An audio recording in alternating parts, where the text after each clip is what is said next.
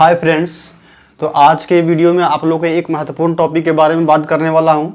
वो टॉपिक क्या है? प्रतिवर्ती धारा का वर्ग माध्य मूल मान क्या होता है।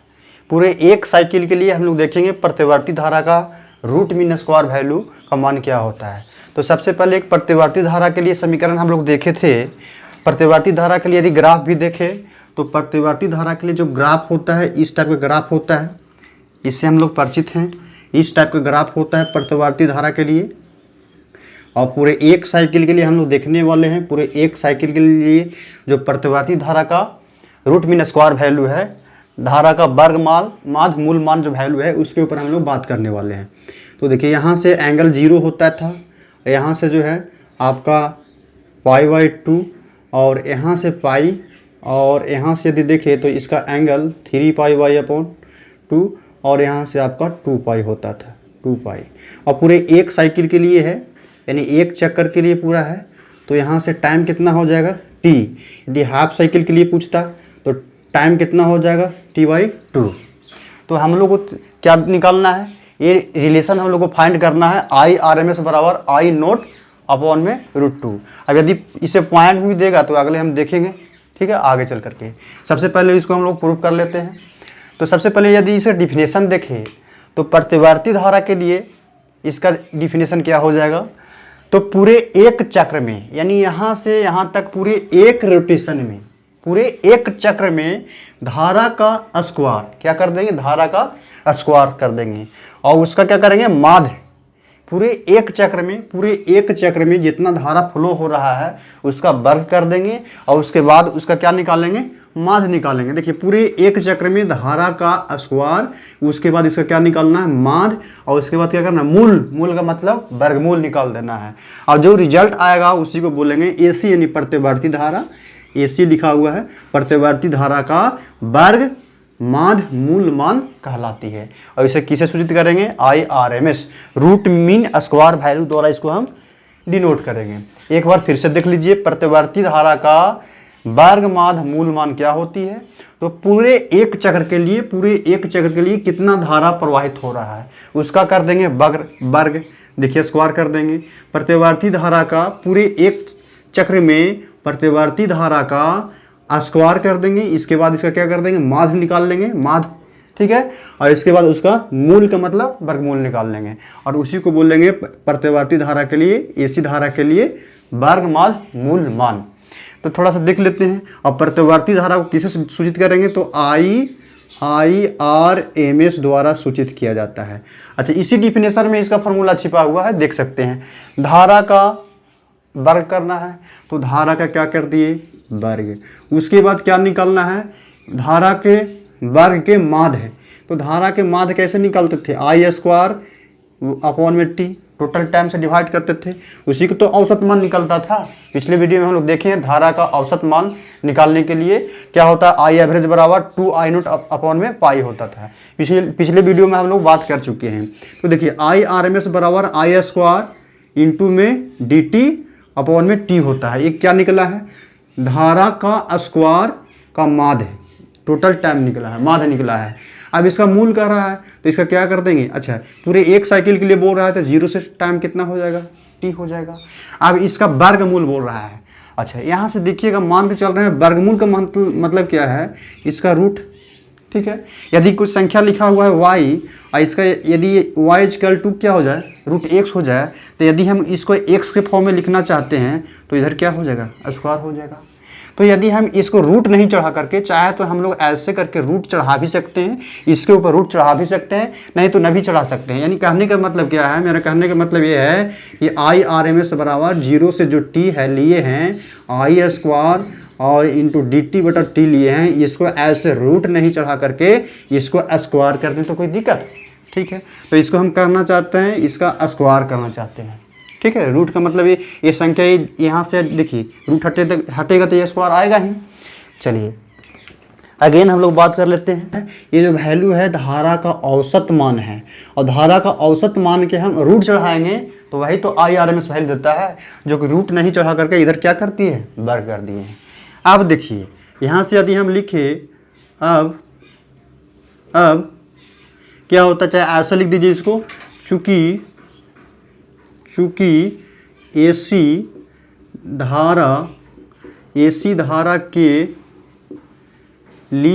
धारा के लिए समीकरण, क्योंकि हम लोग जानते हैं एसी धारा के लिए समीकरण क्या होता है, इसका समीकरण होता है I बराबर I note sine omega T होता है, एसी धारा के लिए समीकरण होता है। अब देखिए इसको यदि इक्वेशन आप 1 मान के चल रहे हैं, इसका इक्वेशन क्या है 1 है, ये जो दिया गया है इक्वेशन 1 है। तो यहाँ से लिखिए अब हम यदि लिखे अब समीकरण फर्स्ट से, क्या लिख रहे हैं समीकरण फर्स्ट से, तो समीकरण फर्स्ट आपका क्या है, समीकरण फर्स्ट आपका ये है IRMS स्क्वायर इजकल टू, यहाँ 0 से t तक लिया गया है, यहाँ जो है से कि I स्क्वायर इंटू dt बटा में t। कोई दिक्कत कुछ नहीं किए हैं, इक्वेशन 1 है यहाँ पे हम लिख दिए हैं। अब क्या करने वाले हैं, ये I के जगह पर ये जो I है, I का मान हम लोग पुट करने वाले हैं। I के जगह पर, ई वाला जो I स्क्वायर है ना, उसके जगह पर I का वैल्यू हम लोग पुट करने वाले हैं।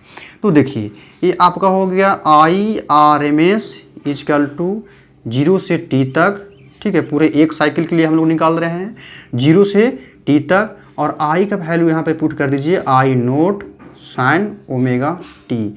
सिर्फ I के जगह पर ये वैल्यू I बराबर इतना होता है ना, तो I के जगह पर हम लोग ये पुट किए हैं। तो अब यहाँ से देख लिया जाए, इसका स्क्वायर है तो इसका स्क्वायर हो जाएगा, dt है तो dt अपॉन में t है तो हम लोग t लिख लेंगे। कोई दिक्कत, यहाँ तक तो कुछ भी नहीं किए हैं, सिर्फ वैल्यू पुट किए हैं। अब देखिए, अच्छा यहाँ I स्क्वायर है तो I स्क्वायर लिख दीजिए। अब देखिए अब क्या करने वाले हैं, देखिए I नोट यहाँ पे देखिएगा, I नोट कांस्टेंट है तो I नोट अपॉन में t जो है बाहर निकाल लीजिए, और यहाँ से आपका जो है कि हो जाएगा 0 से t तक लेंगे, और इसका स्क्वायर है तो साइन स्क्वायर हो जाएगा। अच्छा I का भी तो होल स्क्वायर होगा, क्योंकि दोनों का होल स्क्वायर है तो I का भी होल स्क्वायर हो जाएगा। आपका हो गया sine square omega into T into D T, ये आपका हुआ। अगेन हम लोग देख लेते हैं, अच्छा थोड़ा सा देख लेते हैं आप लोगों को दिख रहा है या नहीं। तो चलिए एवरीथिंग इज ओके। अच्छा अगेन हम लोग देख लेते हैं क्या हो गया, I नोट स्क्वायर अपॉन में t। अच्छा साइन स्क्वायर ओमेगा टी, एक फार्मूला आप लोग जानते होंगे, साइन स्क्वायर ओमेगा टी एक फार्मूला जानते होंगे आप लोग, cos 2 थीटा बराबर 1 माइनस 2 साइन स्क्वायर थीटा, ये फार्मूला होता है। ठीक है, इसका cos 2 थीटा का 4 फार्मूला होता है। यहाँ से cos स्क्वायर थीटा माइनस 1 भी होता है, 1 माइनस tan स्क्वायर थीटा बटा में 1 प्लस cos स्क्वायर थीटा भी होता है। तो हमको ये इसका फार्मूला का यूज है, ये जो फार्मूला है इस फार्मूला का हम लोग यूज करने वाले हैं। तो देखिए इसमें क्या करेंगे हम, तो यदि इसमें क्या करें, यहाँ पे माइनस है तो प्लस में इधर लाए तो 2 साइन स्क्वायर थीटा लिखे बराबर 1 माइनस कॉस 2 थीटा, ये गुना में है तो इधर चला आएगा भागा में, तो साइन स्क्वायर थीटा के जगह पर हम 1 माइनस कॉस 2 थीटा अपॉन में 2 लिख सकते हैं। कोई दिक्कत, लेकिन यहाँ पर थीटा के जगह पर क्या है, थीटा के जगह पर ओमेगा इंटू टी है, तो हम लोग यहाँ पे लिख लेंगे ओमेगा इंटू टी। ठीक है, तो यहाँ पर हम लोग लिख लेते हैं, यहाँ पर 0 से t तक इसका साइन स्क्वायर ओमेगा टी के जगह पर हम लोग क्या लिखेंगे 1 माइनस कॉस 2 थीटा, और थीटा की जगह पर यहाँ क्या है, थीटा की जगह पर ओमेगा इंटू टी है तो ओमेगा इंटू टी लिख लेंगे। तो 1 माइनस कॉस 2 थीटा है तो थीटा की जगह पर क्या है ओमेगा इंटू टी। ठीक है, अभी तक इसमें हम लोग कुछ भी नहीं किए हैं, ये फार्मूला पर सिर्फ पुट किए हैं, अभी तो इसका इंटीग्रेशन निकाले ही नहीं है। ठीक है, अब हम लोग देख लेते हैं, चलिए इसको हम मिटा देते हैं। चलिए चाहे तो आप इसे कोष्ट में करके ऐसे आप लिख सकते हैं, यहाँ पे चाहे तो ऐसा लिख सकते हैं साइन स्क्वायर थीटा बराबर, यहाँ पे चाहे तो ऐसे डॉट चूँकि में करके लिख सकते हैं साइन स्क्वायर थीटा बराबर 1 माइनस कॉस 2 थीटा अपॉन में 2, यहाँ पर चाहे तो आप लिख सकते हैं। चलिए अगेन अब ऊपर आ जाइए यहाँ से। ठीक है, हम लोग अब देख लेते हैं, आप लोग नीचे लिखिएगा, यहाँ पर देखिए क्या लिखे हैं I square R M S यहाँ से लिए हैं, I square R M S. अब यहाँ पे क्या हो जाएगा, ये आपका हो जाएगा I स्क्वायर अपॉन में नीचे t है तो t हम लोग लिखने वाले हैं, और क्या लिखेंगे, अब देखिए यहाँ पर देखिए माइनस क्या है 1 है, और 1 माइनस कॉस 2 ओमेगा थीटा है। और अलग अलग भी हम इसे इंटीग्रेशन हम कर सकते हैं। देखिए इसको अलग अलग कीजिएगा ना तो यहाँ हो जाएगा एक का इंटीग्रेशन 0 से लेकर t तक हो जाएगा 1 इंटू dt हो जाएगा, और माइनस आपका हो गया 0 से t तक कॉस ओमेगा 2 इंटू dt, ये हो जाएगा। चलिए हम लोग ये ग्राफ जो है, ठीक है, इसको हम मिटा देते हैं। अगेन देख लीजिए यहाँ पर जो है से कि आपका हो जाएगा cos 2 omega T into D T हो जाएगा। अब यहाँ से आपका क्या हो गया आई नोट स्क्वायर अपॉन में टी, इसका करेंगे 0 से t तक करेंगे तो x का इंटीग्रेशन ऐसे ही x का इंटीग्रेशन यदि सिर्फ dx का इंटीग्रेशन करना है 0 से x तक तो सिर्फ क्या होता था x, और यहाँ पर 0 और t होता था, लोअर लिमिट अपर लिमिट। यहाँ पर x है तो अपर लिमिट x रखेंगे, 0 रखेंगे तो वैल्यू कितना आएगा, x ही आएगा। तो इसीलिए यहाँ 1 का किया हुआ है t के रिस्पेक्ट में, अपर लिमिट क्या है t है, तो यहाँ सिर्फ क्या हो जाएगा t हो जाएगा। अब देखिए यहाँ पे माइनस है तो माइनस कर दीजिए। अब देखिए कॉस 2 ओमेगा टी, यानी कॉस थीटा का क्या हो जाएगा, कॉस थीटा का आपका होता है माइनस साइन थीटा, और थीटा का जगह पर कितना है ओमेगा इंटू टी, लेकिन यहाँ पे 2 ओमेगा से गुणना है, हम लोग टी के रिस्पेक्ट में कर रहे हैं तो 2 ओमेगा को डिवाइड करना पड़ेगा, 2 इंटू ओमेगा को डिवाइड करना पड़ेगा। अपर लिमिट टी है, लोअर लिमिट क्या है 0 है, 0 रख लीजिए। अब यहाँ से क्या हो गया आई स्क्वायर अपॉन में टी हो जाएगा, यहाँ पे लिखना पड़ेगा टी, और यहाँ पे जो है कि क्या लिखना पड़ेगा भाई 2 ओमेगा, इधर कांस्टेंट 2 ओमेगा इधर कर देते हैं, तो यहाँ से क्या आपका हो गया साइन 2 ओमेगा, और टी के जगह पर यहाँ पर पुट कीजिए वैल्यू, ये टी के जगह पर यहाँ पर टी पुट करना पड़ेगा, और एक बार साइन 2 ओमेगा, और यहाँ पर 0 एक बार पुट करना पड़ेगा। ठीक है, यहाँ पर वैल्यू जो है ऐसे कि आपका छोटा सा ब्रैकेट में हम लोग ले लेते हैं। ठीक है, यहाँ पर टी का वैल्यू पुट किए हैं, टी स्मॉल टी के जगह पे हम लोग टी पुट किए हैं, अपर लिमिट और लोअर लिमिट। अच्छा ये वाला जो वैल्यू होगा ये पूरा ओवरऑल 0 हो जाएगा, तो साइन 0 का वैल्यू कितना हो जाएगा 0 हो जाएगा, तो हम लोग इसके जगह पर 0 लिख लेंगे। तो ये आपका हो गया आई स्क्वायर टी, ये टी हो गया, और यहाँ से आपका हो गया, अच्छा यहाँ जो है टी बटा 2 ओमेगा का जगह पर omega equal to 2 pi upon में टी होता है, तो ओमेगा का जगह पर 2 पाई करेंगे और बटा में टी होता है। ठीक है, और यहाँ क्या हो जाएगा साइन 2 ओमेगा का जगह पर 2 पाई बटा में टी हो जाएगा, और टी पहले से है, और इसका वैल्यू 0 हो गया, तो इसलिए ओवरऑल वैल्यू क्या हो जाएगा 0। अब टी से टी ये कैंसिल हो जाएगा, टी से टी कैंसिल हो जाएगा, तो ये आपका आई स्क्वायर बटा में टी हो गया, यहाँ टी रहने दीजिए, और ये टी ऊपर में चला जाएगा, और नीचे में क्या हो जाएगा 4 पाई हो जाएगा। अब देख लीजिए ये आपका हो गया साइन 2 इंटू 2 पाई, यानी 4 पाई हो गया। अब देखिए 4, हाँ तो ये जो वैल्यू, हाँ तो ये वैल्यू क्या हो जाएगा, यहाँ से देखिए ये 4 पाई हो जाएगा। तो 1 रोटेशन के लिए साइन 0 का वैल्यू फर्स्ट रोटेशन के लिए यदि देखें, 1 रेवोल्यूशन के लिए यदि हम देखें, एक चक्कर के लिए देखें तो इसका वैल्यू 0 होता है, तो ये वाला वैल्यू क्या हो जाएगा साइन 4 पाई का वैल्यू 0 हो जाएगा। तो 0 होने के बाद इसका जो वैल्यू आएगा, इसका जो वैल्यू होगा 0 के बाद ये आपका होगा आई स्क्वायर अपॉन में टी, और यहाँ हो गया टी, और ये वैल्यू ओवरऑल क्या हो जाएगा 0 हो गया, ये वैल्यू 0 हो गया, तो टी से टी आपका हो गया कैंसिल, टी से टी कैंसिल हो गया, लेकिन थोड़ा सा नीचे में 2 आना चाहिए। 2 कहाँ छूटा है भाई, 2 को देख लिया जाए।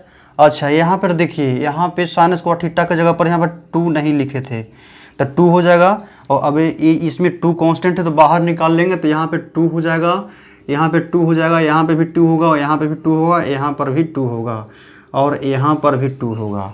ठीक है, इसीलिए थोड़ा सा डॉट रह गया था। देखिए I R M S square, तो अब इसीलिए यहाँ से क्या देख लेंगे, इसके बाद यहाँ चलाइएगा, तो इसीलिए आई स्क्वायर आर एम एस बराबर कितना आया है, तो आई स्क्वायर अपॉन में कितना 2 बचा है, तो स्क्वायर से ए स्क्वायर है तो इधर चला जाएगा आपका रूट में, और रूट में चला जाएगा तो ये इधर हो जाएगा आई नोट वाई रूट 2। अब इसे यदि पॉइंट में पूछे, यदि इसको पॉइंट में पूछे तो क्या बताना है, यदि पॉइंट में पूछे तो 0.707 आई नोट, 0.707 आई नोट। देखिए यहाँ पे आपका हो जाएगा 0.707 आई नोट। ये आपका रिजल्ट था। कुछ नहीं किए हैं, एक बार फिर से समझ लीजिए।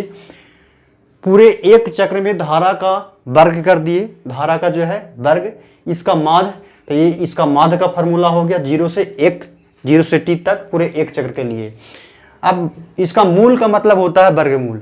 इसको करना था वर्गमूल, लेकिन वर्गमूल नहीं करके इसका कर दिए स्क्वायर, क्योंकि रूट से स्क्वायर कैंसिल होता है, तो ये दोनों तरफ स्क्वायर करेंगे तो ये रूट हो जाएगा, स्क्वायर में हो जाएगा। क्योंकि एसी धारा के लिए समीकरण क्या होता है, तो I बराबर आई नोट साइन ओमेगा टी होता है। अब समीकरण इसको 1 मान लिए, समीकरण 1 में इसका वैल्यू जो है I के जगह पर हम वैल्यू इसमें पुट किए हैं। देखिए I के जगह पर इतना पुट किए हैं, तो ये स्क्वायर है, तो ओवरऑल ये पूरा स्क्वायर हो जाएगा। तो आई स्क्वायर, देखिए आई नोट स्क्वायर एक कॉमन ले लिए क्योंकि कांस्टेंट था, अब ये स्क्वायर हो गया। अब यहाँ से टी कांस्टेंट ले लिए, तो यहाँ से आई स्क्वायर आई नोट स्क्वायर अपॉन में टी ले लिए। अब देखिए साइन स्क्वायर ओमेगा टी या थीटा का इसका फार्मूला होता है, क्योंकि हम लोग जानते हैं साइन स्क्वायर थीटा बराबर 1 माइनस कॉस 2 थीटा अपॉन में 2 होता है। यहाँ से हम लोग ये लिख लिए, ये 2 था तो 2 इसमें हम भी कॉमन ले लेंगे, तो ये हो जाएगा 2t। तो आई स्क्वायर नोट, ठीक है, आई नोट स्क्वायर अपॉन में 2t कांस्टेंट हो गया। अब अलग अलग इसके अलग अलग इसमें क्या किए, इंटीग्रेट किए हैं। अलग अलग इंटीग्रेशन करने के बाद यहाँ t हो जाएगा, इसका इंटीग्रेशन करेंगे, कॉस का होता है साइन, ओमेगा 2 इसमें डिवाइड होगा 0 से t तक अपर लिमिट, और यहाँ t तक 2 ओमेगा जो है कॉन्स्टेंटली बाहर निकाल लिए। अब इसमें देखिए 2 यहाँ एक बार अपर लिमिट रखेंगे, एक बार लोअर लिमिट, तो t के जगह पर एक बार कैपिटल T रखेंगे, एक बार 0 रखेंगे। ये स्मॉल t के जगह पर कैपिटल T रखे हैं और एक बार क्या रखे हैं, 0 रखे हैं। ये 0 रखेंगे तो ओवरऑल वैल्यू क्या हो जाएगा, ये वैल्यू आपका हो गया 0 हो जाएगा। अब 0 होने के बाद यहाँ हो गया 2 omega equal to 2 pi Y T होता है, omega equal to 2 pi Y T होता है, ठीक है। ओमेगा इक्वल टू यहाँ पे हम लोग लिख लिए हैं, टी से टी कैंसिल हो गया तब 4 पाई, तब 4 पाई का वैल्यू क्या होता है 0, तो ये पूरा टर्म क्या हो जाएगा 0। अब यहाँ ए टी से ए टी कैंसिल हो जाएगा, तो आई स्क्वायर आई नोट स्क्वायर अपॉन में क्या होगा 2, और यहाँ स्क्वायर है तो स्क्वायर से यहाँ रूट चढ़ेगा, तो रूट क्या होगा आई नोट अपॉन में √2। अब यदि इसे पॉइंट में निकाले तो 0.707 आई नोट। थोड़ा सा इसमें कन्फ्यूजन था, ये जो 2 था ना, 2 ये बाहर हम लोग नहीं निकाले थे। तो इस वीडियो के माध्यम से आप लोग को जो भी कुछ सीखने को मिला, तो प्लीज़ वीडियो को लाइक शेयर एंड सब्सक्राइब कर दीजिएगा। Thank you.